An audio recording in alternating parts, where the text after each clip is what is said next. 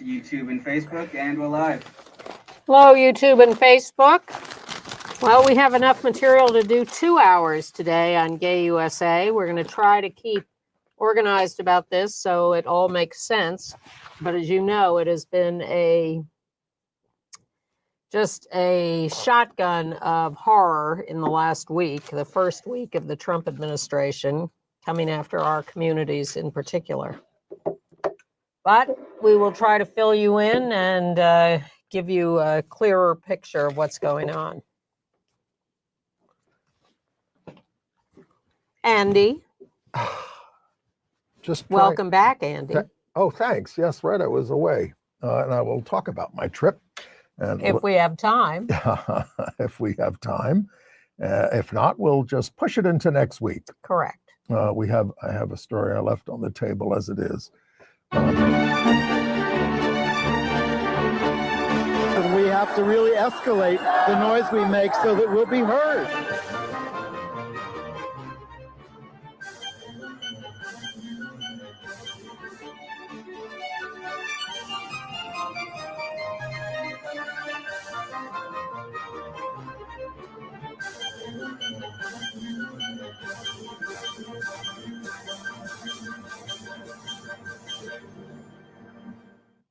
Welcome to Gay USA. I'm Andy Humm. I'm Ann Northrop. How's our alignment?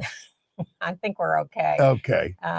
Maybe I'll move a little this way. All right. Well, it's welcome back, Andy. Thank you very much. It's a very hard week, and what we have to report is a cascade of grotesque and bigoted, destructive orders from Trump. But LGBTQ groups are fighting back. So there are various categories of horror this week. One is that Trump is trying to bar transgender service members and gender affirming care for minors across the country. Yeah. He's also stripped protections from trans inmates. And Marco Rubio, the new Secretary of State, has told his staff to suspend passport applications with an X gender marker. And Trump illegally impounded trillions of dollars in federal funds, upending life-saving programs here and around the world. But they're sort of saying never mind at the moment about for God's that. sakes. I know. They did it. Trump pardons the insurrectionists, those who would accept the pardon, and frees them to be the stormtroopers he wants. Trump took away federal security details from Dr. Anthony Fauci and other enemies of his. Trump nominated an anti-gay activist to head the U.S. Global Communications, which includes the Voice of America. And federally funded institutions, such as the National Gallery of Art, have caved to Trump's ban on diversity initiatives. All in 1 week. Right.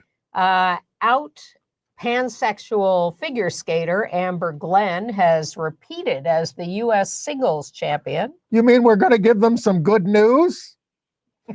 And same-sex weddings got underway in Thailand with a mass ceremony joined by the Prime Minister. And we'll tell you the LGBTQ angles on the Oscar nominations. All of that good news in the last 3 minutes of the program. Okay. All right. Shall we start with the military? If you like, sure. Okay. Well, we have a new, of course, Secretary of Defense, Pete Hegseth, who is a complete maniac and moron, but he's happy to do the work of President Trump, his overlord.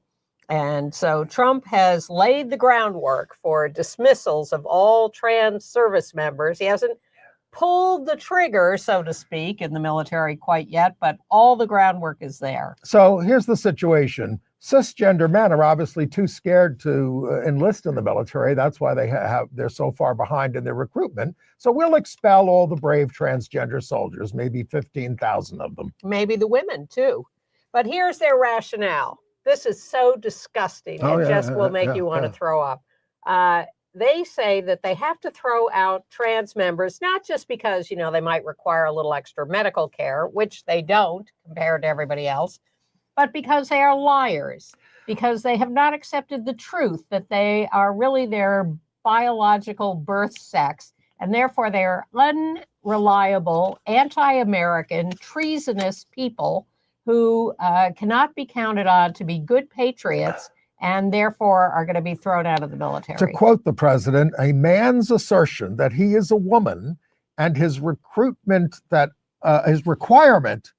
others honor this falsehood is not consistent with the humility and selflessness required of a service member. I mean, it's grotesque. That's why I say the stuff is grotesque. Let's talk about the humility and what was the other word? Selflessness. Selflessness of Pete Hegseth, not to mention Donald Trump. I was going to say. It's grotesque is an understatement. Well, I mean, Hegseth, he shows up the first morning for work at the Defense Department and immediately references Fort Moore and Fort Bragg, which are the old racist names named after Confederate generals of those places. And that, I believe, has to be changed by Congress. He can't do that unilaterally. Andy, I'm sure I will say this more than once during this program, but these people have no regard for actual laws and rules, and they're just going right ahead and doing exactly what they want and daring people to stop them. Well, and I don't want to jump ahead too much, but they are getting brushed back on some of these things by the courts. Well, there are a lot. For instance, we had a wonderful guest here last week, Jennifer Levi of Gay and Lesbian Legal Advocates and Defenders in Boston, GLAD Law.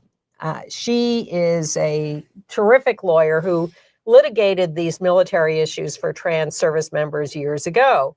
And we asked her about that. And Shannon Minter, of National Center for Lesbian Rights, the two of them, both trans, are the lead lawyers on the lawsuit now against the Department of Defense on this expected expulsion of trans members. So I asked Jennifer, didn't we go through this? Didn't we litigate this before? Didn't we say it was okay for trans people to serve? And she said, actually, it went back and forth in the courts at various levels and ended up not being settled before Obama, I think, took office. No, you mean or Biden, whatever. And so it ended up being an executive order from a Democratic president that said trans people can serve in the military. And so actually, while it has been litigated before, it did not come to a full resolution in the courts. And that's why the Trump people can bring this up again. All right. Now, out trans U.S. Navy Commander Emily Schilling, you may have seen her on television. She leads the group Sparta Pride for trans service members, Navy test pilot, 2 decades of service. She's one of the people contesting this, and she says, all I want to do is keep serving, and said that questioning her honor feels like a disservice for what I've done for this country. Of course, there is no country anymore at this point. Yeah. Well, HRC and Lambda are also saying they're going to get in on a lawsuit for this. And meanwhile, the Air Force was told in the DEI realm to stop using training films on the Tuskegee Airmen and the WASPs, the women pilots. And that got turned around very quickly because even the Air Force said that's a bridge too far. But who's next? They get rid of trans people. Are they going to throw women out because Hegseth doesn't think women should be serving? Will lesbian, gay, bisexual, non-binary people be thrown out because they don't conform to the ideal profile of who should be serving? And where will race end up being brought into this? And the service academies, for instance, including the Air Force Academy, notoriously Christian-based and white supremacy-based, are atheists going to be thrown? Is there going to be a religious test to serve in the military? It's just ludicrous. And then know what they're doing to our kids. Yep. Trump issued a far-reaching executive order barring gender-affirming care for minors, using the power of saying, if you're a facility, which all hospitals are, that gets Medicaid and Medicare, you can't do this anymore. This means it will be banned, not just in the red states where they're doing this, but across the entire country. It's titled Protecting Children from Chemical and Surgical Mutilation. That's the title of that one. And Lambda is going to file suit on that. I'm sure others will join in.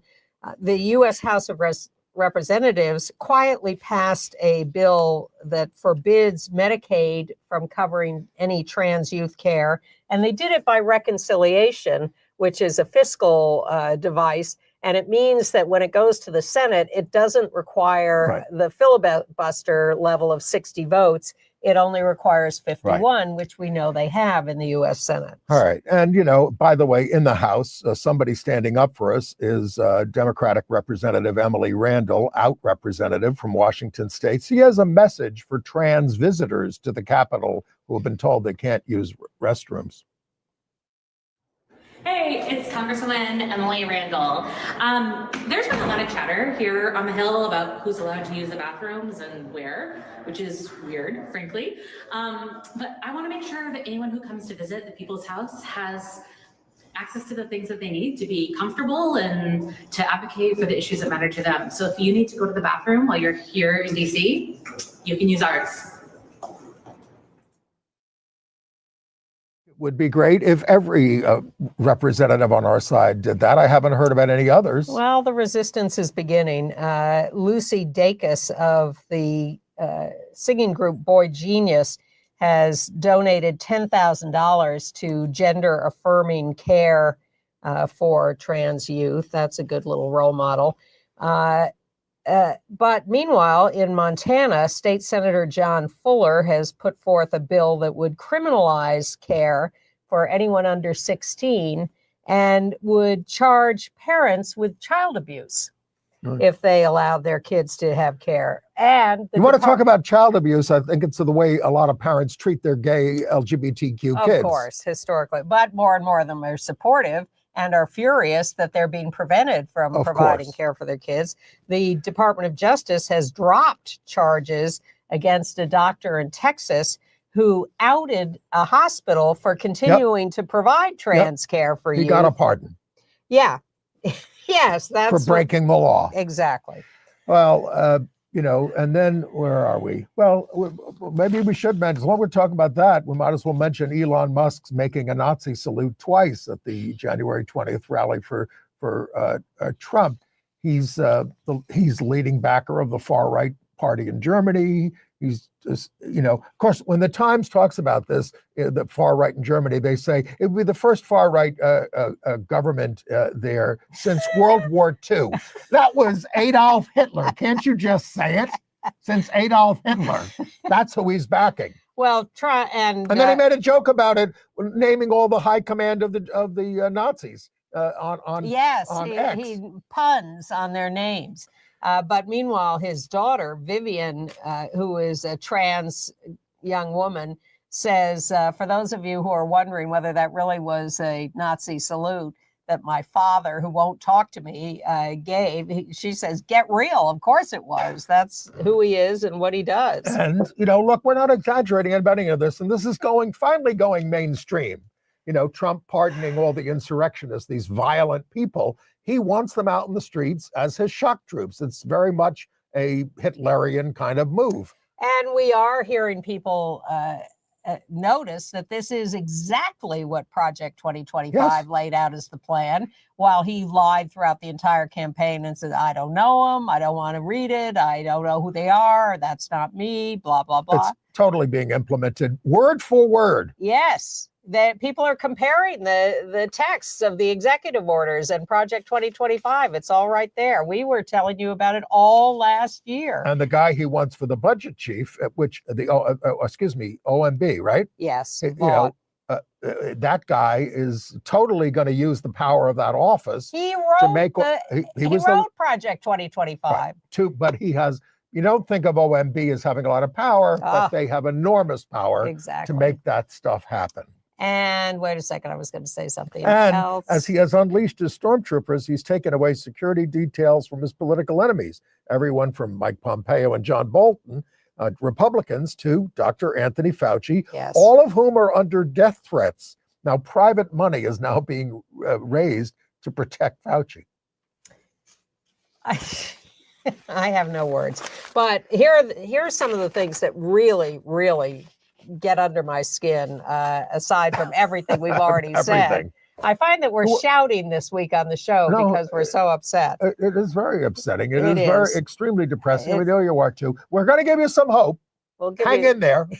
Well, Jennifer Levi gave us a little hope at the end of the show last week, or her interview. But here, yeah, I mean, I've spent a week just sitting here scribbling notes that even I can't read, so I had to rewrite them here. But here are some of the things that really jumped out at me. Trump has told states that they must cooperate with the feds on these deportation raids, even though that is not required by the law. The states are not required to work with the feds, but he says it's like what he did to Colombia. I'm going to punish you immediately if you don't do what I want, even if there's no law that says you have to. He's spending about $10,000 per deportation. I think it's more. Rachel Maddow did this thing of how he's using these big military planes, virtually empty, that are costing like $800,000 for every flight to get 80 people out. That's good PR for him, isn't it? Well, he thinks so. But the other one is that federal employees must tattle on their colleagues if they notice them doing anything DEI related. Everything is about DEI. I mean, for instance, let's not skip over it. You know, it was actually the Office of Management and Budget that announced it was pausing $3 trillion in federal agency spending to scrutinize all of it politically and make sure everything they say is it must align with presidential priorities, no matter what the law is. So the use of federal resources to advance, and this is what you're talking about, Marxist equity, transgenderism, and Green New Deal social engineering policies. That's the three things that they're on the lookout for. Now, they declare, but what they're really doing is just dismantling the government. They're just throwing everything into chaos, because if they were operating normally, they would say, we want to examine everything. We want a full review of everything the government is doing and everybody and everything, which we will do as we go along. Right. But no, they want to just stop the government, full stop, for 90 days, and nothing will operate. Right. And now they're getting told by courts they can't do that. But this was one order that was stopped by the federal courts in Washington, D.C., filed by a group of nonprofits, including SAGE, the group, national group for LGBTQ older people. And they got there's going to be more action on that on Monday, but they got a temporary restraining order. Well, one of the things that's massive. That's a big victory. Oh, yeah, it is. But it's also temporary. They could lose in the end. But one of the things that got people really upset was that PEPFAR was going to be put on pause. And everybody said, wait a minute, you can't stop supplying AIDS drugs to people around the world, because then they'll all develop drug resistance. I even heard John Cornyn, the Republican senator from Texas, defending PEPFAR in the hearing about Bobby Kennedy. It's become a sacred cow. But meanwhile, background checks on new hires have been canceled because we don't want any bad stuff showing up on people we want to hire. We want to ignore that. Another illegal move. He fired all the EEOC commissioners who've been two commissioners. 12 inspector generals. Right. I thought it was all two EEOC commissioners. But I mean, and one of the biggest things, and it doesn't maybe resonate with a lot of you, but he rescinded a 1965 executive order after the Civil Rights Act passed, requiring federal contracts to take affirmative action to integrate their workforces. This has been the law. This has been practiced since 1965. He has had the Department of Justice stop all civil rights cases, and it ordered the end of course, all DEI programs and put all the DEI staff on leave. It guts the federal workforce, fires, you said, the inspector general. So there'll be no oversight over this. Right. That's no oversight over hiring, no oversight over what departments are doing. We're going to do what we want. We're going to, and we're not going to tell you about it, because we're no more press releases from the federal government to tell you what's going on. That is now illegal. He pardoned a bunch of anti-abortionists who had blocked clinics. He just pardoned them. That's against the law. Not in Trump land. When we start blocking things, we're just going to get shot.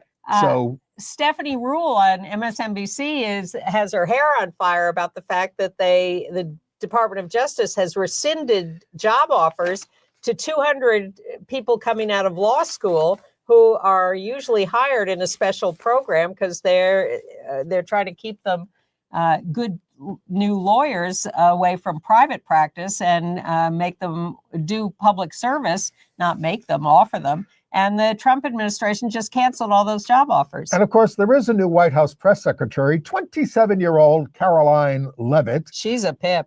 She's a pip. And all she does is stand there and argue, basically, with them, and doesn't answer questions, of course, and lies. I'll never lie to you. I think she said, I'll never lie to you. Yeah. And the supine press corps and I heard somebody on CNN, somebody fairly prominent go, oh, what a performance. Wow. She's something. She's worse than Sean Spicer. Wow. And Trump has reinstated what's known as the Mexico City rule, which goes back and forth between Democratic and Republican administrations. No money to overseas non-governmental organizations that perform or promote abortions. So you can't give money to a health clinic in Nairobi if someone there puts up a poster that says, here's where you go for an abortion. The UNHCR is under threat by all this as well. The United Nations High Commission for Refugees. And the Department of Education has dismissed all complaints about book bans around the country because parents should be in charge of what's happening with their kids in schools. Yes, and of course, but I do have good news for the Tennessee Federation of Republican Women, who issued a reading list for children praising Hitler as an intelligent leader. That's good news for them. Yes, it is. And the State Department, because Trump declared maybe, I don't know if it was his inauguration speech or somewhere else that day, said there are two genders, male and female, and anyone who says differently, off with their heads. So the State Department will no longer offer passports with an X gender marker. You can keep it if you have it now, but when it comes up for renewal, that's Marco Rubio doing that. Yep. And Trump has offered all these buyout offers to federal employees. We want you gone, so we'll pay you some piddling sum and you can leave the government and we will bring in all our cronies. And now Senator Tim Kaine is Virginia is getting up on the floor of the Senate and saying, don't do it. It's illegal. He's not allowed to do that. Don't listen to him. Right. And all this, of course, has real-world consequences. There's a new study from the Movement Advancement Project and the Trevor Project that found that 266,000 LGBTQ youth, ages 13 to 24, have relocated to more inclusive, accepting parts of the country. But, of course, these federal policies are trying to make no place safe for LGBTQ youth. They are just trying to, this is a whitewashing, straight washing, Christian washing of the entire country. But they wait a minute. Want to take a comb and get rid of everybody. But the Senate did confirm out gay Scott Bessent, 68 to 29, as the Treasury Secretary. And I don't hear him standing up. This guy used to serve on the board of God's Love We Deliver. He gave money to the gay lobby in New York. I don't hear him saying a word. No, he says that tariffs are a great idea as blackmail. And Trump has hired Brent Bozell, who was a monster we thought we'd gotten rid of years ago.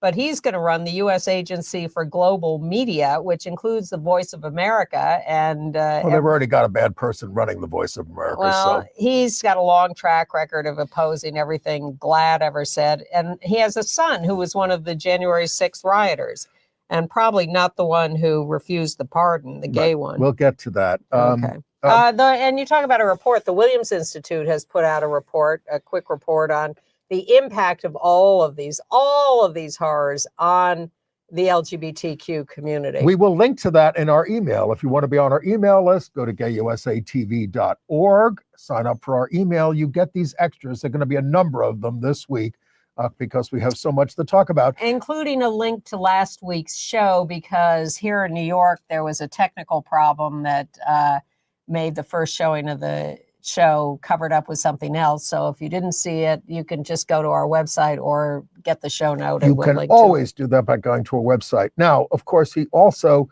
a transit inmate is suing over the anti-trans executive order, representative by gay and lesbian advocates and defenders, GLBTQ legal advocates and defenders.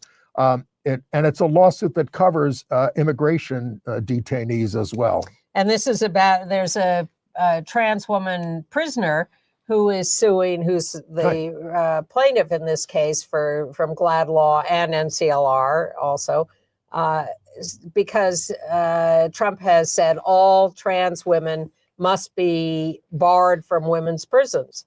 And are not covered under the Prison Rape Act. No. So rape away. I mean, all right. All right. Sharpton had, I thought, you will scoff at this being a new idea, but he said it at a moment in this last week that I thought was particularly poignant. He was asked on some MSNBC show, why is he doing all this? What is behind all this? And Sharpton said, he was just humiliated by the prosecutions of him, and he is out to kill everyone who came after him. Well, that's who he is. Yeah. Back to the Capitol for a second. Rabid trans hater Nancy Mace, who is also against gender neutral disabled toilets, by the way, gender neutral disabled toilets. She's opposed to that. And Lauren Boebert, of course, the nutcase from Colorado, they confronted a cisgender woman in a restroom, and then they finally realized they were wrong, but they had already called the security detail. Get this man out of here. Not a man. Boebert said it won't happen again, but it will happen. It will happen all over this country. Yes. Because this has been going on for years. Yes. Where certain, people take this into their own hands. There's a man in there. It's a short-haired lesbian or something like that, or whatever. And that's what happens. And it's a mess. Or a short-haired cisgender woman who Mace went after. Yes. Yeah. All right, and the caving into this continues. Darren Walker, out gay man who ran the Ford Foundation for years, is now taking over at the National Gallery of Art. And when told that he had to get DEI stuff out of the National Gallery, yes, sir, yes, sir. Yep. Which is terrible. I mean, this is the thing. The whole Smithsonian has caved to this. Yes, and run by a black man also, who's a great guy. But I mean, they're all saying we have to comply. This is why I raise the fascist stuff. If these kinds of people don't stand up and say, no, we're not doing it. We're getting everybody together. We as a group, we are just not doing it. It's not important for me to have this job. Right. It is important to say no, because what you're doing is evil.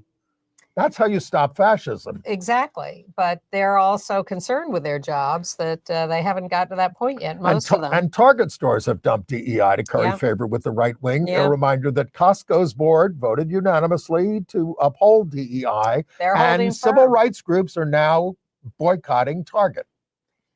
Yes. All right. And Trump also removed info on how to update your gender markers on the Social Security website, part of a massive purge of LGBTQ all the websites content. Were down for a while this week as all these things went out. You couldn't access the Medicaid website or the Social Security website or whatever. And it's just a mistake. 3 cheers. Talk about people standing up. Yeah. 3 cheers for Caroline Kennedy for standing up to her cousin, breathtaking, RFK Jr. Breathtaking. It was a terrific thing. She couldn't do it while she was, our ambassador to Australia. But she and Japan. Both maybe. No. It was most recently Australia. Okay. I think under Obama it was Japan. Okay. So you're right, and I'm right. All right. And both are right. Gay insurrectionist Jason Riddle, who served time in jail for his role in the insurrection. He stole a bottle of wine and a book of Senate procedure. He rejected the pardon from Trump. He said he combined alcohol and politics. He served 90 days, got sober. And then he says, Trump, he doesn't care about anybody but himself. It got through to him, and he's rejecting the pardon. And he's clean and sober now. Very good. Congratulations. That's what sobriety will do for you. And what else?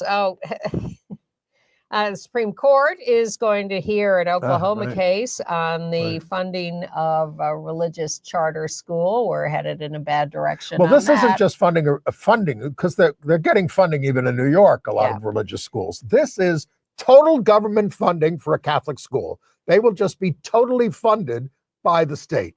Mhm. That's the end of the separation, which is what they want. And the U.S. House, in its spare time, is trying to back away from investigating Cassidy Hutchinson, who was the great heroic testifier to the January 6th committee, because they've discovered that a lot of House members, Republicans, were sending sexual texts to her in the midst of this testifying she was doing. That they wanted to screw her? Yes. We haven't seen the text yet, but Wow. they're so bad that the House is backing away from its investigation of her. Well, but they do want to whitewash the whole January 6th thing. And a footnote to the Musk is a Nazi story.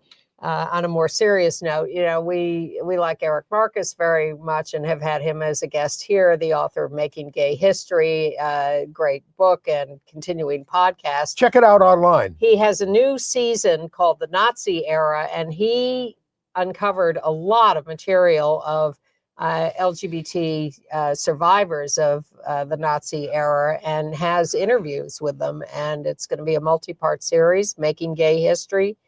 .org. Go there and listen to the podcast. Fascinating. And there's also the movie, Paragraph 175, yes. a documentary that documented that. Yes. We will link to that. Can we go to some state news or yes. we got more? Yes. Okay, well, in Michigan, they have added sexual orientation and gender identity to their hate crimes law. And disability and age. Governor Gretchen Whitmer signed that bill. It takes effect on April 2nd. She is hot. Well, I'd love to see her run for the Senate, but she says she's not going to. Their senator is not going to run. Peters is not going to run. And Pete Buttigieg might. Pete Buttigieg might, and because he's moved to Michigan, and Dana Nessel might, who is the out lesbian attorney general. And I think Jocelyn Benson, the Secretary of State there, who's also terrific. All these women running Michigan are terrific. And I hear she may run for governor. I hear the Republicans are in disarray. And I want to remind our Wisconsin viewers, in April, you've got a race for the Supreme Court there, which will decide the balance of the court. In Naples, Florida, there's a right-wing crazy who's going after Naples pride as, divisive and bad and crazy, and wants to have it killed. But they had a big city council meeting and decided to keep it, but with restrictions. So the LGBT community is not happy about the restrictions, like all drag shows must be indoors and no one under 18 may attend. Now, you youngsters may not remember the time when Iowa was a relatively liberal state. But not now. Republican Governor Kim Reynolds plans to remove the civil rights protections for trans Iowans from the human rights law, and her bill to define man and woman based on sex designated at birth has advanced to the House Education Committee there. Though they removed a requirement that trans Iowans include sex assigned at birth on their driver's licenses. I don't know what that's about. But sex change info will be required on birth certificates. Our side is calling it the Trans Erasure Act. And, Trump screwed up in his thing about that because he said gender's decided at conception, which it is not. Right. All embryos read as female for some weeks or months before they differentiate between XX and XY Will that make chromosomes. any difference to the United States Supreme Court? Well, people are getting a little interested in that. Okay. In New York, in Nassau County, a judge has upheld the county's ban on trans women in women's sports there. The roller derby women who were really standing up for trans women had brought suit, but they lost. But the legislature is now believed to be, the state legislature, I think, is going to, or is it the county? They just said the legislature can change it and is expected to take it out. Okay. On New Year's Eve, a 45-year-old gay man, you might have read about this, Joseph Linsky, was pushed onto the subway tracks at 18th Street in our neighborhood in front of an oncoming train. He managed to get into a shallow well, suffered multiple injuries. He avoided, and he was rescued. It's a miracle. It is. He's a music producer, but he's an active member of a club for LGBTQ tennis players and fans. A suspect was arrested. He says he believes he was spared for a reason, and he plans on having a life of service now for the next part of his life. 4 broken ribs, a fractured skull, ruptured spleen, concussion, and psychological trauma. Yeah. And trans woman Jaya, J-A-I-A Cruz, stabbed a postal worker to death in Harlem this month, but is pleading not guilty, claiming the man, Ray Hodge, berated and spat on her and that she acted in self-defense, though she was reported to say he deserved it. It'll all be sorted out at trial. Yeah, she says she has mental issues. This was in a deli. He said she cut in front of him. He objected. They got in a fight. There you go. All right. And also in New York City, a trial has begun for the 3 people who were arrested for drugging and robbing and killing gay men coming out of gay bars in Hell's Kitchen a couple of years ago. The police initially wrote these deaths off as drug overdoses, and then their families demanded, and community members demanded, an investigation. And the first witness was drugged by the alleged perps and robbed, but survived. Only 6 members of the New York City Council are Republicans, but their caucus just elected the gay guy, David Carr of Staten Island, as the council minority leader. I thought they were still fighting over that. But only half the caucus showed up for the vote, and now the other half are contesting it. Interesting news from Sundance, where HBO Documentary Films showed a movie called Pee-wee as Himself. This is the Pee Wee Herman movie. And he finally, I guess, comes out as gay in the movie. This was made just before his death. And at 70 in 2023. Yeah, talked about how devastated he was by the prosecutions of him for indecent exposure in a movie theater and a porn shop where that's what most people do. I mean, come on. Yeah, but I think, it was, I believe it was a straight but people porn. In some cities, that's where you go if you want to meet people. But it's sort of played against everyone's assumption at the time. Well, that he was gay. He was known to have girlfriends, but he had a boyfriend named Guy who died of AIDS. Yep. He admits to secret relationships. He hid behind his alter ego. Don't forget, his sister was Abby Rubenfeld, who was the former head of Lambda and is a big out lesbian civil rights lawyer. Exactly. So he doesn't seem to have been too inspired by her. Anyway, watch for that film. That should be coming. All right. And we lost Joel Paley, the writer of the kind of fun musical Ruthless off-Broadway. He died at 69. That's him on the right, with his partner, Marvin Laird, who died just like 6 weeks ago. Joel was also a member of the Ballet Trocadero. Yes. And Ruthless was based on the old Patty McCormick movie, The Bad Seed. But the rights were owned by, what's his name, who wouldn't sell them. So he had to elaborate and go into all sorts of tangents to take it far away enough from The Bad Seed to be producible. Well, he collapsed while driving, so off he went. Oh, and the understudies in the Broadway show, what's her name? Belle was the star. Understudies, Britney Spears, and oh no, I've forgotten the other one. All right. Can we go to international news? We can. Well, again, we can start with some good news. Thailand kicked off the commencement of legalized same-sex marriages with a mass wedding at a luxury retail mall in Bangkok, where there were 200 couples were wed.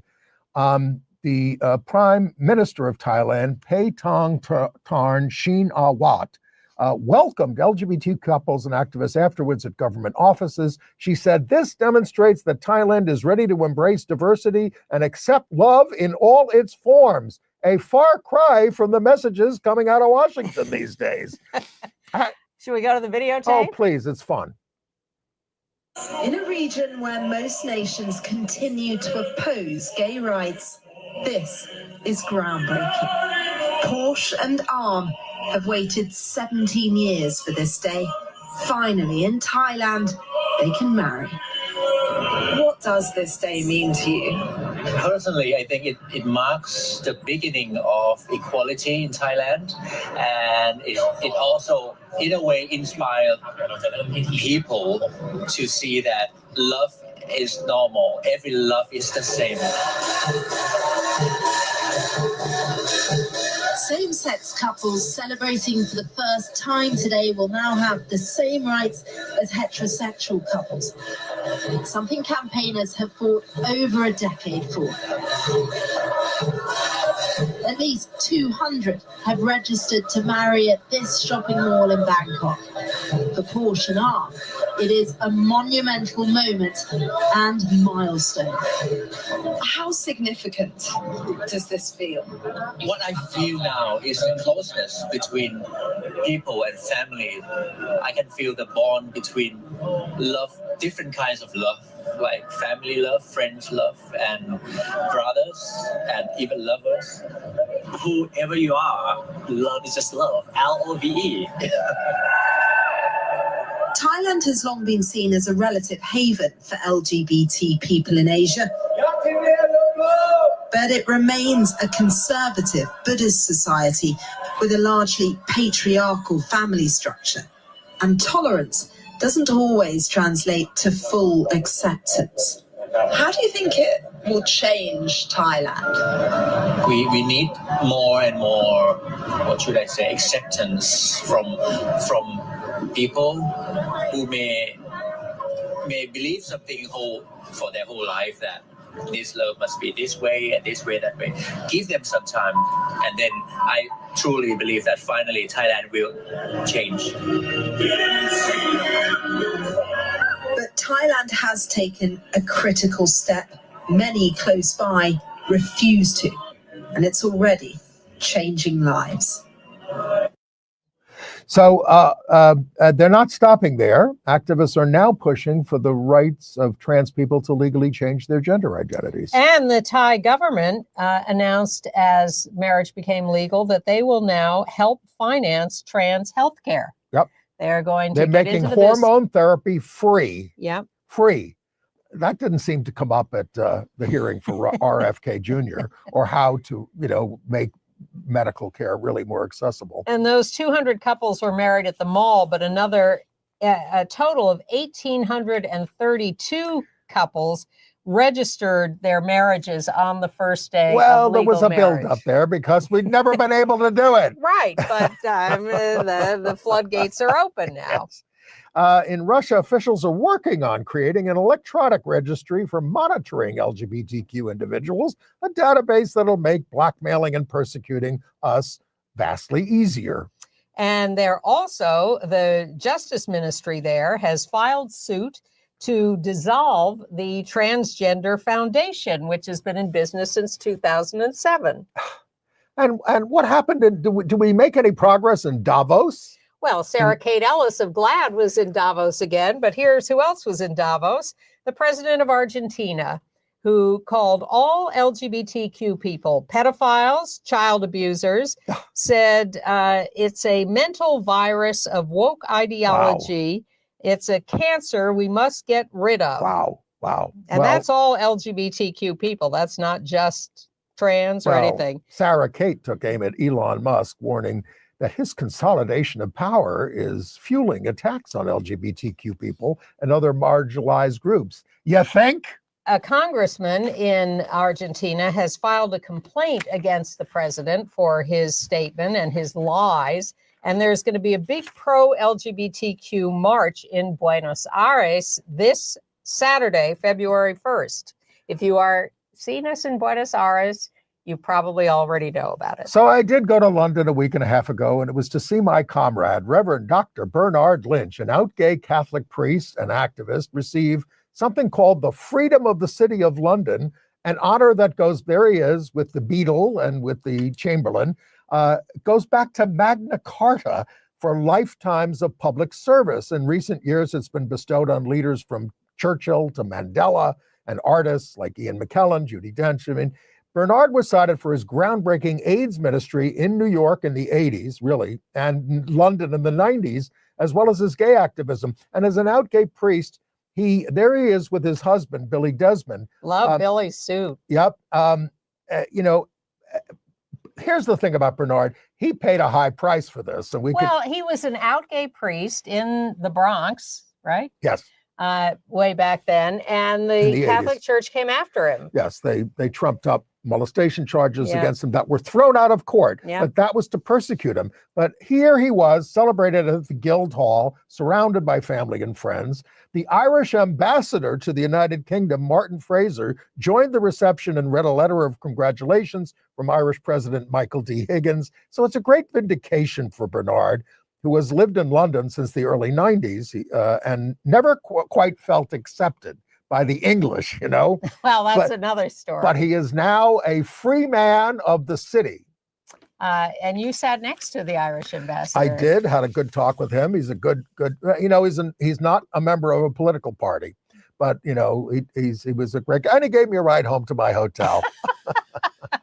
With his wife, there was nothing else, untoward going on. A footnote to Trump in international news. You've seen this thing about he's telling Jordan and Egypt to take all the Palestinians and clean out Gaza. Yeah. There's a reason for that.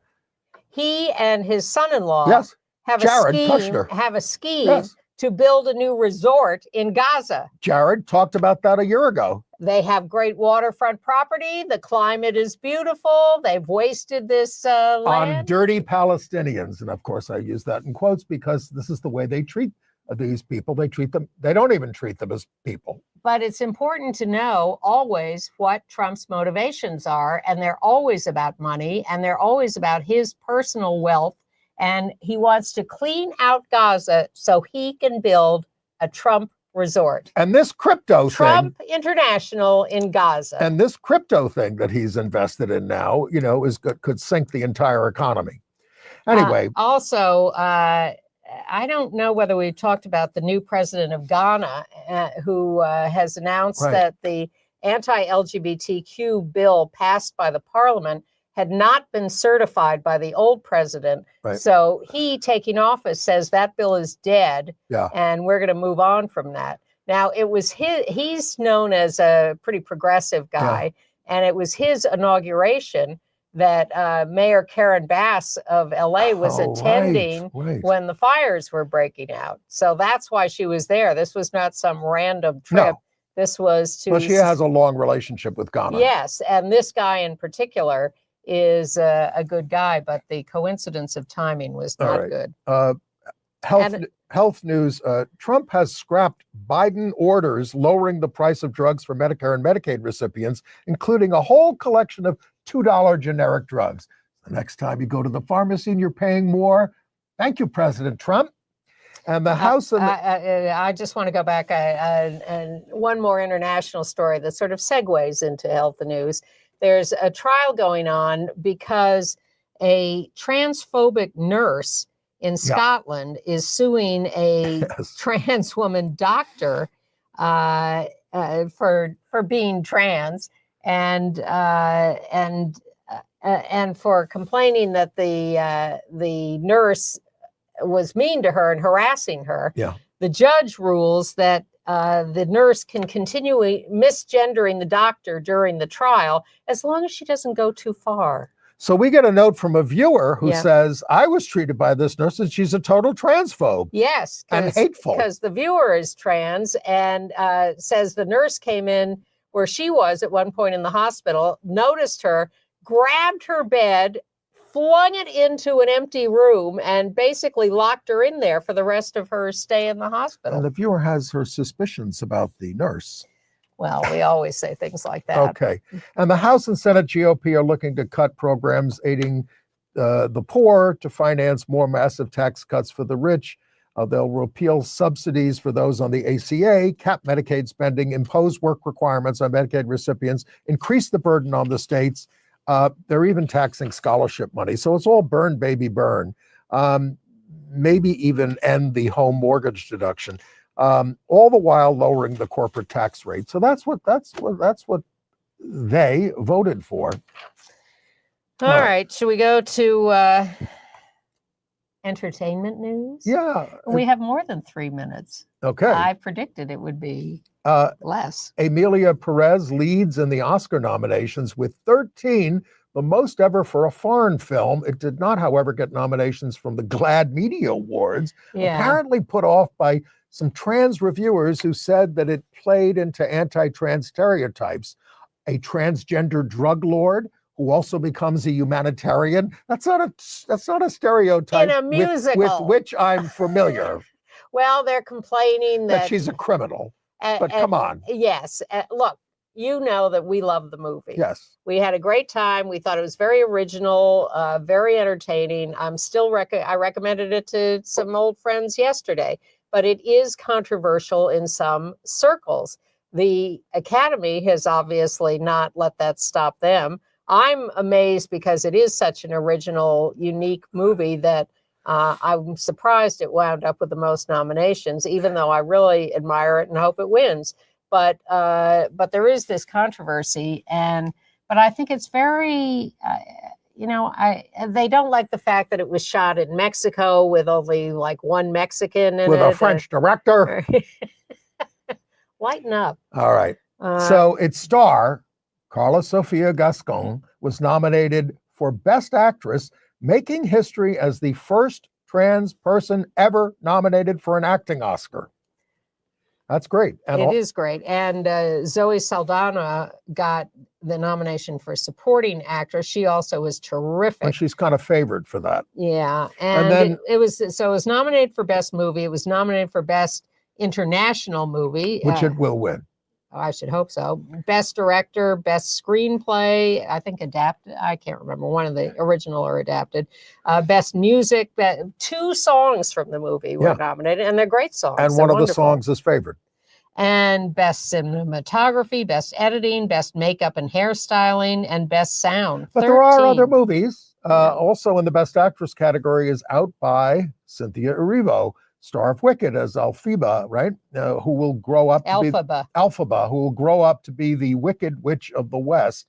The co-star Ariana Grande was nominated for Best Supporting Actress, and the author of the story Wicked acknowledges that there is at least a lesbian subtext to their relationship. Yeah, and I keep trying to remember whether Ariana Grande has talked about any potential openness to bisexuality. I think she may have hinted at that. She's nominated for supporting actress. Cynthia Erivo, by the way, has been connected to Lena Waithe as a partner. I'm not sure if that's correct. Wow, that would be a power couple. Certainly would. And outgay Coleman Domingo is nominated for Best Actor for Sing Sing, about a theater troupe of inmates at the famous prison. And that's his second Best Actor nomination in a row. Right. Equally, well, I don't know others, but Color Purple? No.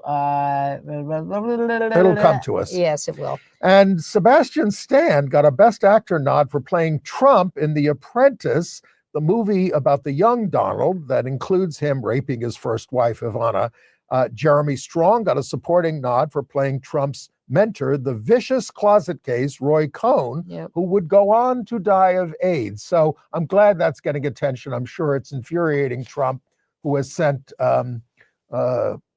Mel Gibson as an emissary to Los Angeles to get them to get in line. He nominated several emissaries without telling them. And why does he have emissaries to Hollywood? Elton John has also been nominated for his documentary Never Too Late for Best Song. And there are some sort of gayish movies that have also been nominated. Wicked, as you say, Anora, of course, which I'm still dying to see, and Conclave, which certainly has a lot of homoeroticism. Not getting nominated, Daniel Craig for Queer. I finally saw it. And? I was pretty bored. I mean, apparently, though, it's known for its cinematography, but I was watching it with the Sage Group online on a little screen, so that doesn't have the same effect. But it's hard to root for I'm not eager to see it. It's hard to root for anybody in that thing. Some of you I know loved it. Go ahead. Jonathan Bailey did not get nominated for Wicked. Yeah. Will and Harper, the documentary, did not get nominated, which I thought was too bad because I really liked that. It was on the short list. Yeah, but you can watch that online. On the That's long very list, I should charming. say. Yeah.